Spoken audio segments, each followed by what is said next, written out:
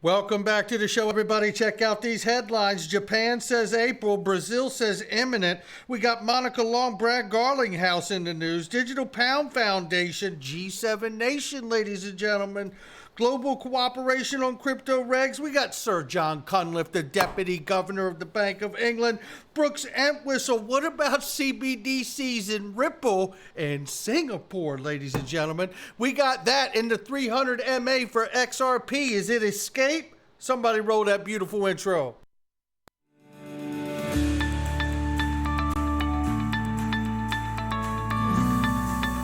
Digital Perspectives with Brad Kimes. Come on in.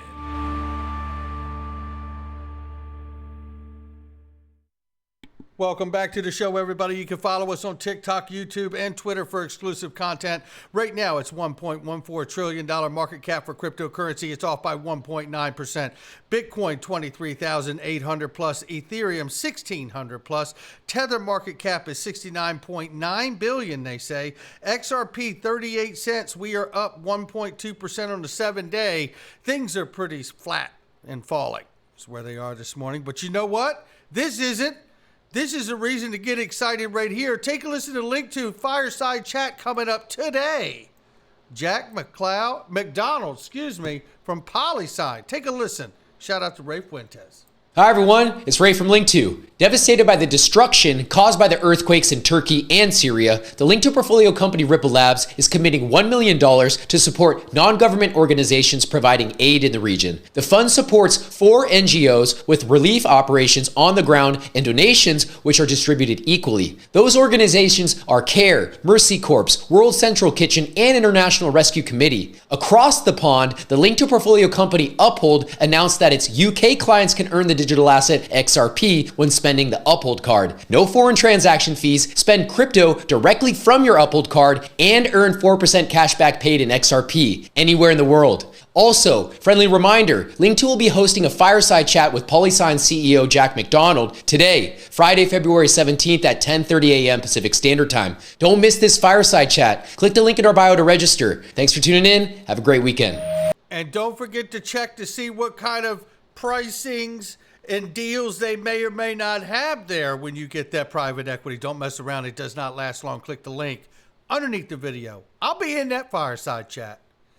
Stuart Alderati, General Legal Counsel for Ripple, says reminder that the agency authority rests on laws and regulations, not on personal beliefs or political motivations. Well said there. Regulatory threats, undue pressure, coercion, and intimidation have no place. 2019 FDIC statement ending Operation Choke Point. Yeah. Look, banks are breaking it up with crypto, and it's obvious. And I tell you something, no matter who you are, it is a good idea that you sit down. If you're hearing my voice, you are obviously a speculator in this digital asset space.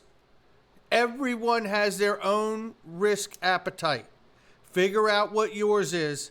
Take a look at your portfolio. Make sure you know what's in your portfolio and why. Because it is obvious that we are in a time of transition, and you want to make sure that you're positioning yourself for the best opportunities to come out of that. That's all I could say. Everybody's got their own. That's a different answer for every person. Japan will launch a pilot program in April to test the use of its version of a central bank digital currency, ladies and gentlemen, known as a digital yen. Its central bank said on Friday. Look, not a lot more to glean from that other than what it is. I've read the article. But here is more news. Central Bank of Brazil. Now remember, this is not a direct connection. None of the articles say this, but Ripple has a huge presence, obviously, in Japan with SBI and a lot of banks there. We know that Ripple has a huge presence in Brazil. Central Bank of Brazil, President states that the digital real pilot is imminent. Now, are we speculating that there could be some involvement directly or indirectly? You bet your ass I am.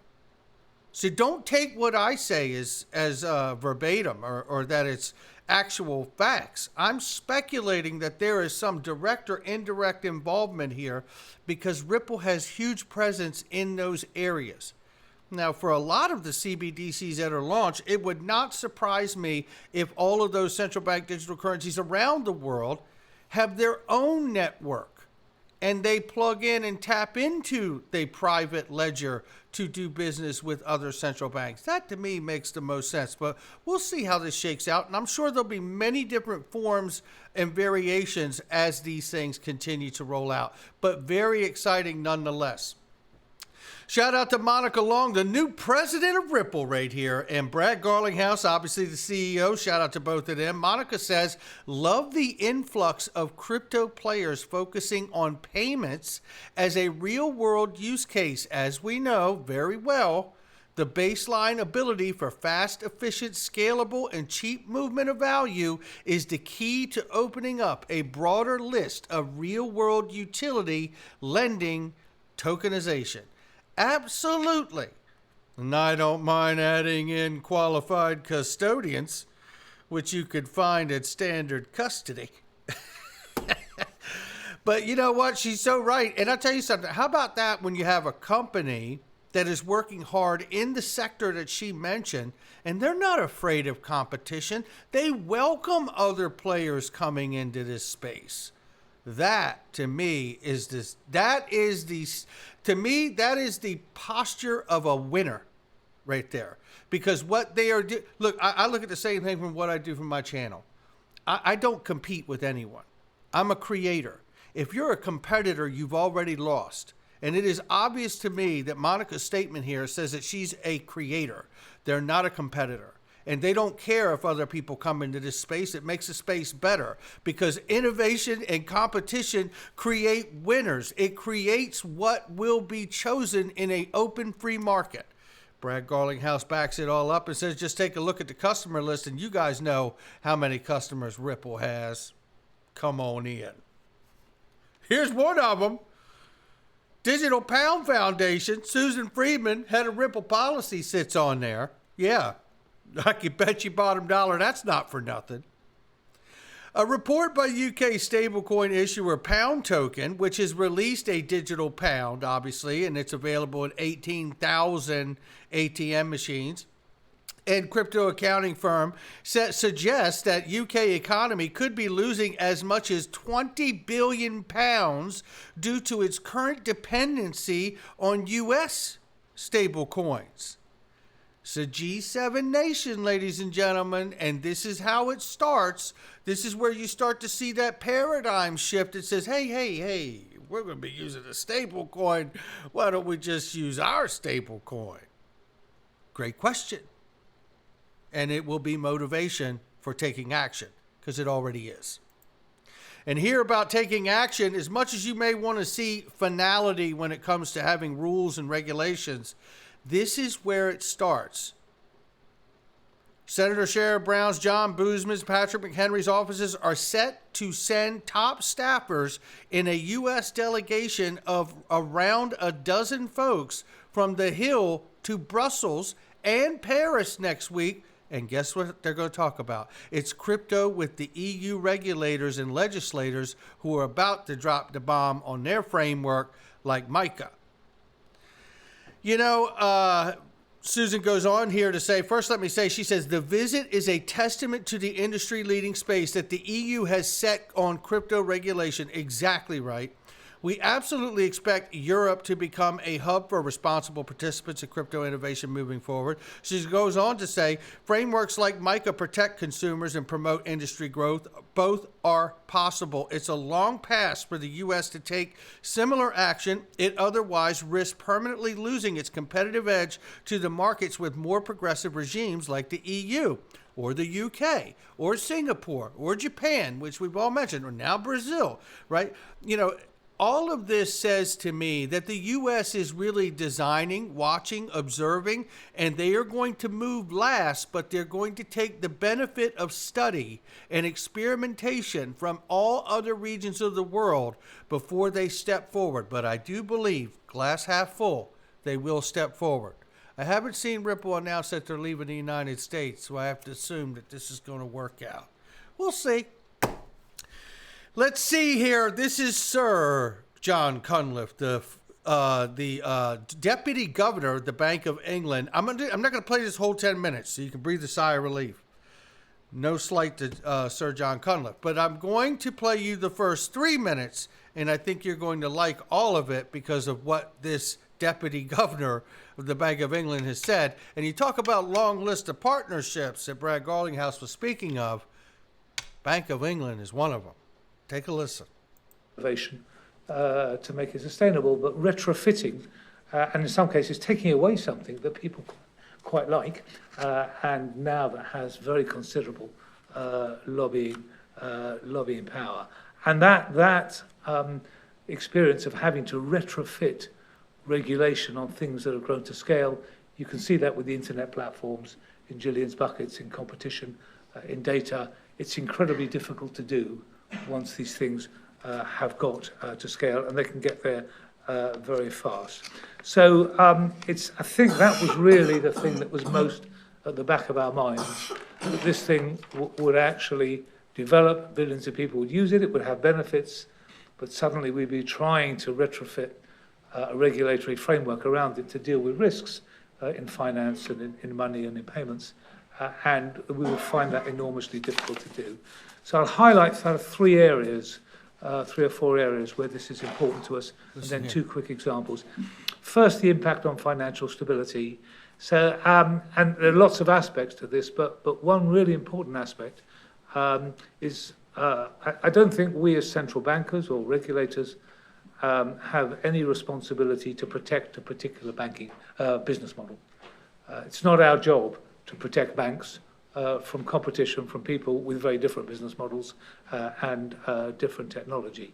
But that there sounded indirectly like we're about to do some business with some people that could put those banks in question if they don't get with the program. That's what that felt like to me. Keep listening. The financial sector plays a very crucial part in the economy, and if it is destabilized, the impacts can be very severe.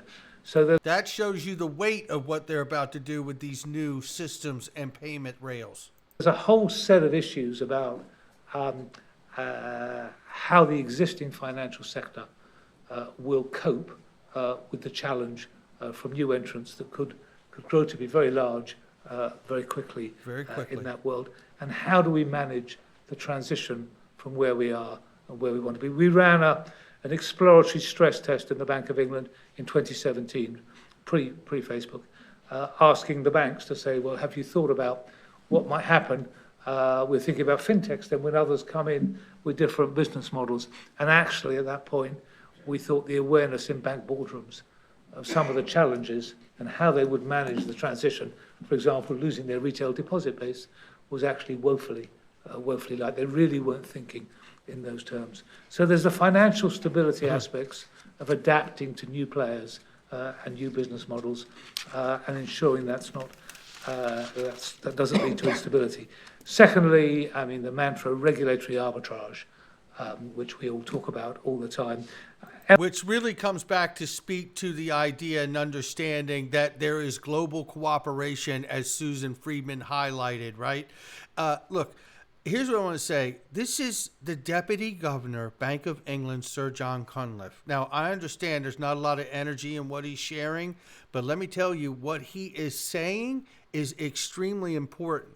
He's talking about the banking system being really understanding that what we're about to bring and incorporate into the financial system is going to be extremely disruptive. And they better have themselves a plan about how they're going to survive this disruption. He talks about financial stability. Look, if everybody wants to know, well, why hasn't this happened yet? Why haven't we done this yet? This is the Deputy Governor of the Bank of England. This is, this guy's not a podcaster, right? They are scared a bit here because that's what the problem is. It is going to disrupt the financial system, and they must have it right when they do it, because once you do it, the effects can be absolutely damaging if you don't have yourself positioned in the right manner. Speaking of position in the right manner, Brooks Entwistle from Ripple is sitting here talking about the idea that they have 4 people on the ground in Singapore alone focused on central bank digital currency interoperability between different CBDCs, and it is a real opportunity for Ripple. Now, I want you to listen to this, and shout out to Working Money Channels, where I first saw it. Somebody sent me a clip of it. If you're not following that guy, you should, because he does an incredible job, and shout out to him. Take a listen to this clip. Well, we have a very big CBDC practice. It's now globally based. We actually, within the last couple of months, have put 4 people on the ground in Singapore alone focused on this. It's an important effort. It's an important suite of products. I think I really, related to this point exactly, is I think as an industry, we got to be careful about chasing every single new shiny thing. It tends to dilute business models. It tends to take people off course. And we've determined that in addition to our payments business, CBDCs are a very important piece of what we're going to do. However, we have found real traction with smaller governments, smaller central banks, that need a holistic solution, a side chain, someone to come in from scratch. Can you say the names for any? I can give you a couple examples. Cool. Since we're in St. Moritz, I'll give you a mountain example. Our first MOU is with the Kingdom of Bhutan, who has a very forward-looking king, technology advanced, and basically decided he wanted a better way of moving kind of value around the country, whether or not it was payments or other issues they needed to do, and also to set up a system so they could eventually have remittances back into the country as well. We're working with Palau. We're in dialogue and working with a number of central banks around the world. At the China level and at the US level, there's a lot of people chasing that and a lot of people that have their own sovereign interest in mind, and so you got to be realistic about your impact there. But CBDCs will be an important topic for the entire industry going forward, and the interoperability between them, we think, has a real opportunity for many of us around the table. And there you have it right there, ladies and gentlemen. Boom. Look, that is extremely exciting to me, and I want to show you this before we get out of here, because if this plays out, this will be extremely exciting to all of us.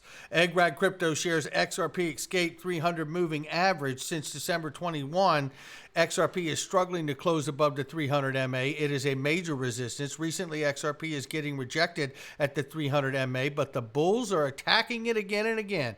XRP price is pressurized, so once it will escape the 300 MA, it will be a slingshot, he says. And if you take a look at it right here, you can see anytime it gets above the 300 MA, boy, do we would love to see that happen again. And this is where we are in this little red box, as you can see here, as it keeps hitting its head on it. If it gets above that, my goodness, it'll be something to watch. That's going to do it for me. Not financial advice from me or anyone else. I'll catch all of you on the next one.